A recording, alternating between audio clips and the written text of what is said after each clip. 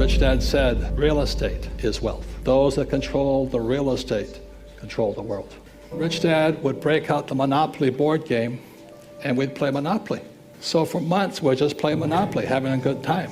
And finally, I started to see it. I said, 4 greenhouses, 1 red hotel. When I was 19, I came home from school in New York, and Rich Dad owned the big red hotel right on Waikiki Beach. He had gone from poor man to a very rich man in Hawaii in 10 years.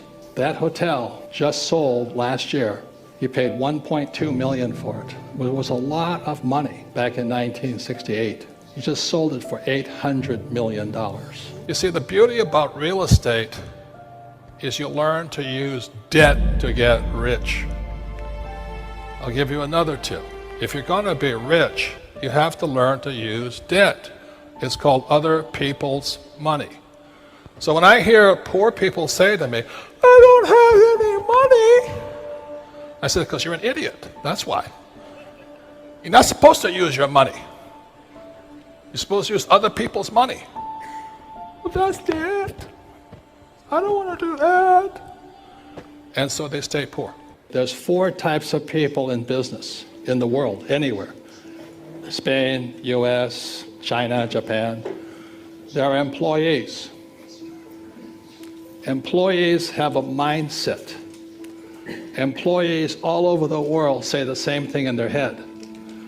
I want a safe, secure job with a paycheck and benefits and a pension. They all say the same things. Japanese, Espanol, American, Filipino. And this is small entrepreneur, small business, or a specialist like a doctor, lawyer, attorney, real estate agent, massage therapist, web designer. S means small, self-employed. These people violate Rich Dad's lesson number 1. They work for money. These are the people that pay the taxes. That's why you don't work for money. These people don't pay taxes. In your country, in my country, it's the same. And these people are big business. So this would be like I own a clothing store in downtown Barcelona or Madrid. This is Zara, different mindset. This is a person with a small restaurant. This is McDonald's. This is a small person with a coffee shop. This is Starbucks. I don't work for our money. I don't have a paycheck. That's why I'm rich. I don't want a paycheck. I don't need a paycheck. If you can not need a paycheck, you have a better chance of getting rich. Become an entrepreneur. The people who are the biggest winners are people who know how to use debt to get rich. Debt is money. After 1971, when Nixon took the dollar off the gold standard, money became debt. And so the people who are losers are savers. So as Kenny says, you put your money in the bank as a saver, Kenny goes in and borrows it out as a debtor, and we use that money to buy millions of dollars worth of real estate.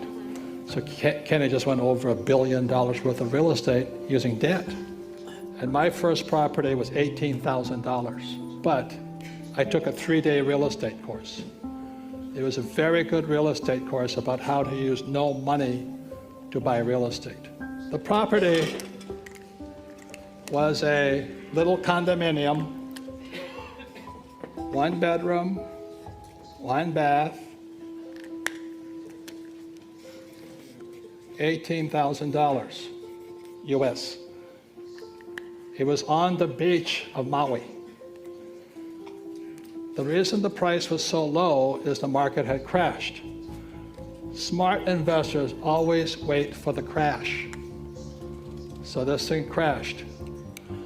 I had to look at 100 properties once I left the class, 3-day class. I had to look at 100 properties in 90 days. So with this here, the instructor said I had to buy the investment for 0 money. Okay? 0 money. Most people will tell you, I can't invest because I don't have money. That's a loser. This was 1974. The dollar had just gone off the gold standard. Everything was coming up fast. So I had to figure out how to buy it for zero. And the reason I say that is most poor people always says, I can't afford it. I know some of you right now saying, well, I can't afford it. I don't have time. I have children. I have a job. I have bills to pay. And it is those excuses that keep you poor. If you do not change that talk in your head, you'll always be the poor person. So there was about 32 in my class, 3 days long. I think only 3 people completed the exercise. We went, we looked at 100 properties, wrote a 1-page report. At the end of the 90 days and 100 properties, this was the best property. So I went back to the person, and it was in bankruptcy. It was right on the beach, just as pretty as this beach here. And he said I had to have $2,000 down. This is called equity. Again, it's the language of money. So I have equity. The bank was going to lend me $6,000 in debt. Okay. That was the deal. Now I had the $2,000 in cash, but the name of the game or the exercise was, could I buy it for zero? So what I did was I paid for this property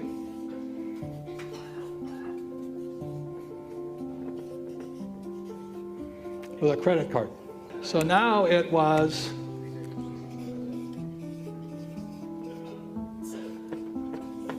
$100% debt. Okay. With that 100% debt, I made $25,000 a month. Boom. I was a free human being.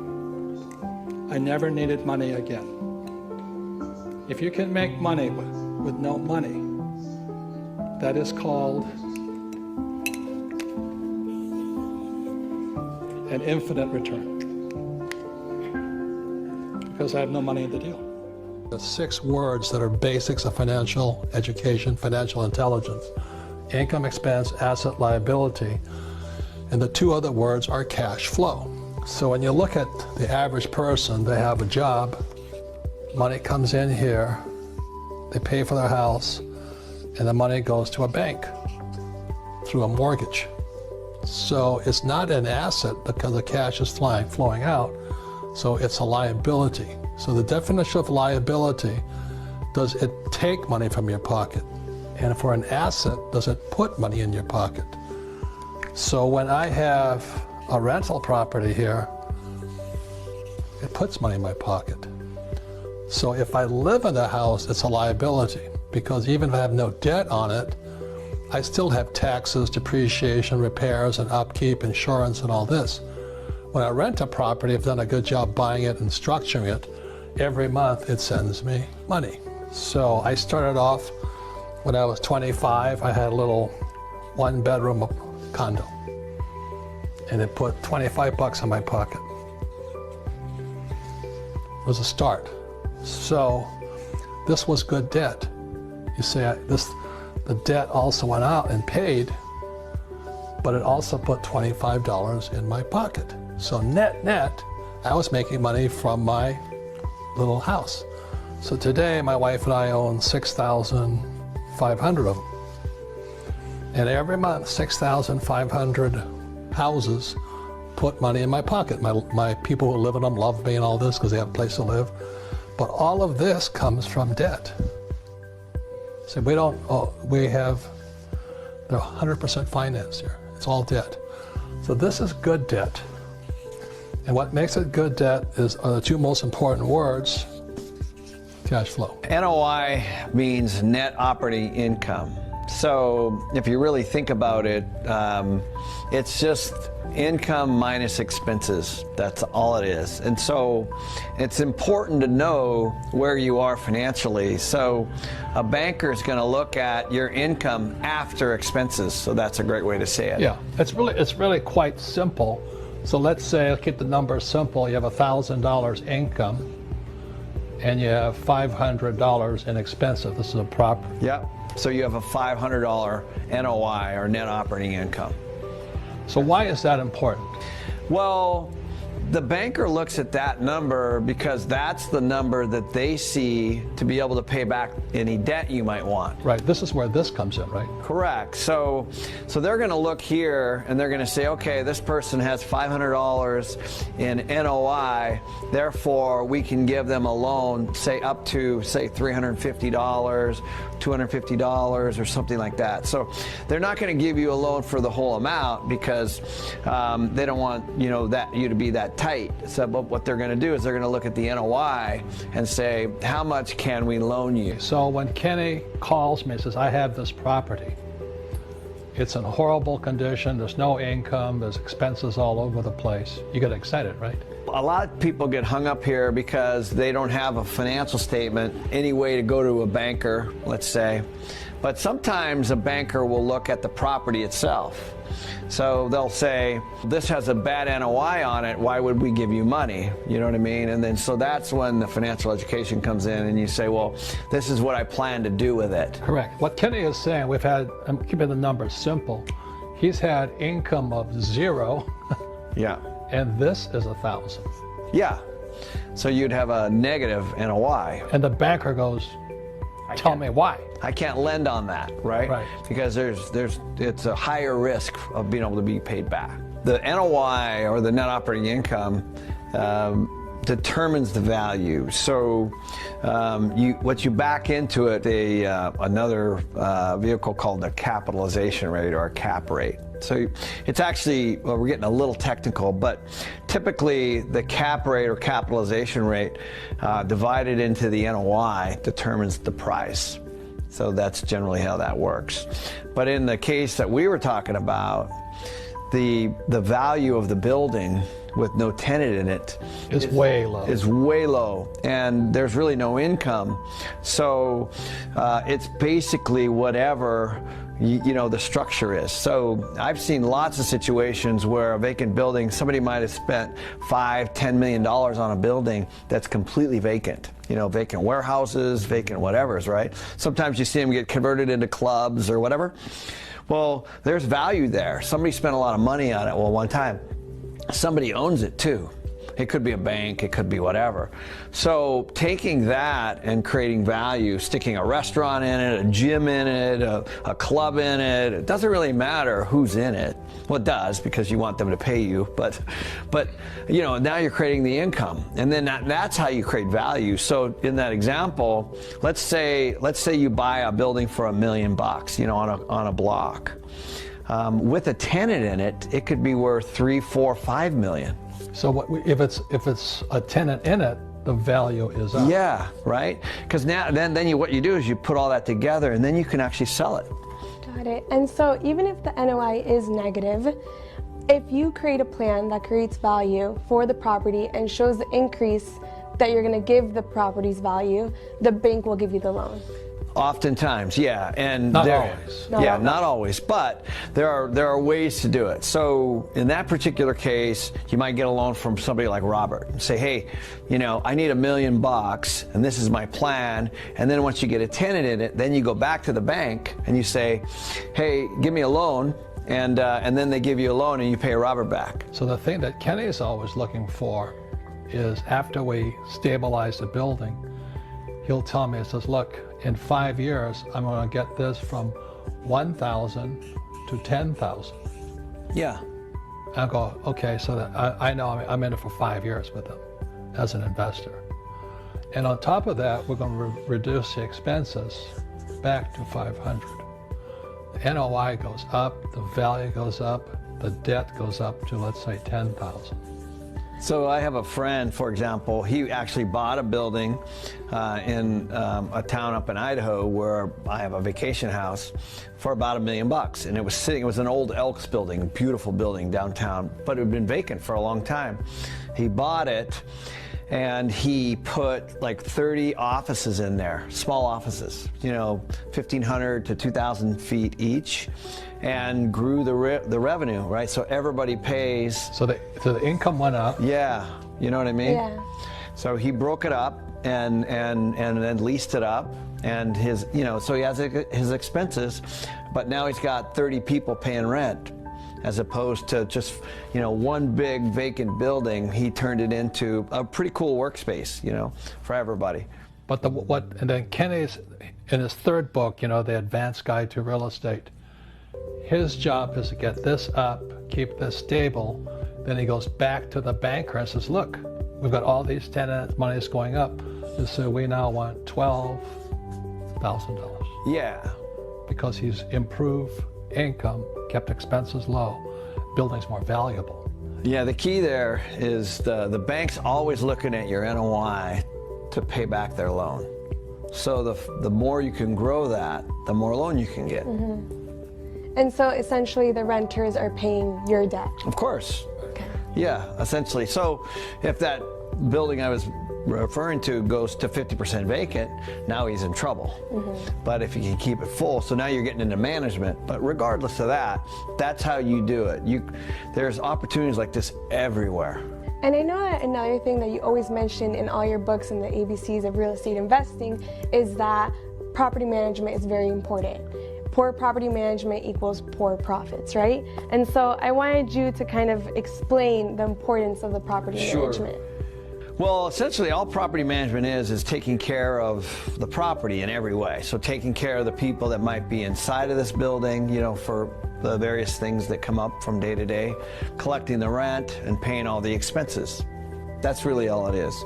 And so the property manager's job is to make sure the place is clean and that things are getting rented and all those things. And so the owner of the building would hire a company like that, or they can do it themselves, and basically keep the place full. So in our world, we have a property management company that we have about 300 employees. All we do is focus on these two things. How do we keep our expenses low and keep our income high? Because we're always trying to grow our NOI. So our NOI, we have a budget for, let's say, 2017 or 2018 or 2019. The goal is to grow that NOI each year. And Kenny's done such things as the way he grew the income, he put washing machines, right? In the units. There were no washing machines. And so when he put washing machines in the building, this went up, right? Yeah, so in my apartment houses, we would buy apartment houses that had washer and dryer hookups, but no machines. And so the people would walk down to the laundromat or whatever, and it was a bit of an inconvenience for the people and all that. So I said, well, let's just buy, for $650, we can buy a washer and dryer set and stick them in all there. And we did that. And so I probably bought 3,000 or 4,000 sets of washers and dryers for a lot of our properties. And so now all of a sudden we can charge $75 or $100 more in rent. And this goes up. Yeah. This doesn't go up as much. It's a win-win, because they have to go spend some money anyway to go do their laundry. Now they can do it here. And for me, if I can pay back those washers and dryers in 1 year, because it's only $650 for a set, and if I can get $75 more, then all of a sudden I've got $900 to almost $1,000 more in rent. So I'm actually, it's what I call a 1 year payback on. So what Kenny does, he borrows the money here. Yeah. To put washing machines in here. Again, the tenant pays it all off, and the washing machines stay there. Right. Yeah. And I think that's a brilliant idea, because I know that both of you have created incentives for the renters. So for example, if they stayed for a year, you would do certain renovations, like including the washing machine. And so every year there was another incentive, which not only increased the property's value, but also the renters paying for it, essentially. And the banker is happy. Yeah. What would you guys respond to the critics who say that real estate is a slow lane approach to getting rich? That's fine with me. I can't think of another. I mean, I think it's really super simple. Wow, real estate is very slow and very dumb. Every month we get cash flow. Yeah, I like that. I like, we're not banking on something going up. This is called creating value. We're not parking our money in something and hoping it goes up. This is very strategic. Perfect. So everybody's got their point of view. Most people want to get rich quick. That's why they never get rich. Yeah, this is not that. Yeah, this is financial education. This is smart. This is having your banker be your partner. Yeah, and these are long-term assets, by the way. This is a business. This is like managing a business. We would not sell these. So unlike the stock market or something, we're not trying to time things. We're trying to generate cash flow here and then move to the next one. Okay, perfect. So can I give you one last thing? Because those guys always upset me. So what Kenny does, he increases this, fixes this, and then when this goes up, he gives my money back. So I might give Kenny $1 million for 5 years, let's say. He increases this, decreases this. The bank says, oh, your NOI is up. So he puts all this money in there. I get my $1 million back. I still own the property. I still have the cash flow going in. So all you guys who want to get rich quick, it's called an infinite return, right? Yeah, and it's tax-free. It's tax-free. The reason it's tax-free is because when we use debt to pay back debt, it's debt, so it's owed. So when Robert gets his money back, it's actually tax-free. Yeah, let me say I lend Kenny, this is pretty common numbers. I lend him $1 million. He fixes all this. The bank gives him $3 million. I get my $1 million back. Right. And that is tax-free. I get it back. Right. And I still own the building with Kenny. So yeah, so to your question, you got to wonder why if you can invest $1 million and get it back tax-free and still have lots of cash flow. And still have the cash flowing this way. Why somebody would think that, it's a pretty simple.